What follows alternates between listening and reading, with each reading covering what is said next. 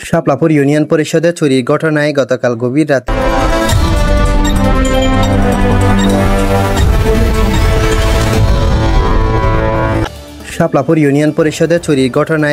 গভীর রাতে পরিষদের একটি কক্ষের তালা কেটে দুটি ল্যাপটপ, কিবোর্ড, মাউস সহ চুরি করে নিয়ে যায়। ল্যাপটপগুলিতে জন্ম নিবন্ধনের কাজ করা হতো। পরিষদ ভবনে থাকা ব্যাংক এশিয়ার সিসিটিভি ফুটেজে 2 জনকে রাতে পরিষদে প্রবেশ করতে দেখা যায়। পুলিশ 3 জনকে জিজ্ঞাসাবাদের জন্য নিয়ে যায়। মহেশখালী থানার এসআই জাহের জানান, জিজ্ঞাসাবাদের পর আইনগত ব্যবস্থা নেওয়া হবে। টেক্সট রিপোর্ট, মহেশখালী সংবাদ।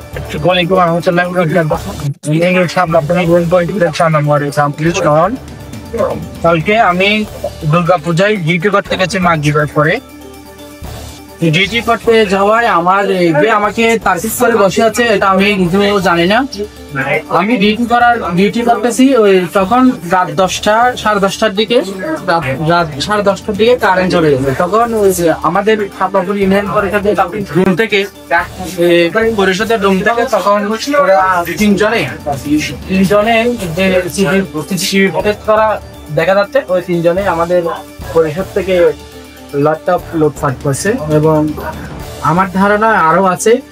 তো আমি এদেরকে আইনের হাতে তখন আমরা এদেরকে ধরে নিয়ে আসছি। তখন আমরা থানায় খবর দিছি ওসি স্যারকে।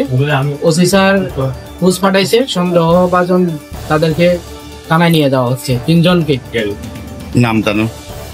একজনের নাম হচ্ছে শহীদুল ইসলাম, বাবার নাম আব্দুল সালাম। আর একজনের নাম হচ্ছে নয়ন, বাপের নাম আব্দুল খালেক। আরেকজনের নাম হচ্ছে সাগর। কি নিয়ে গেছেন? আমার এই অফিসে 2টা ল্যাপটপ ছিল, আর একটা কিবোর্ড, 2টা মাউস ছিল।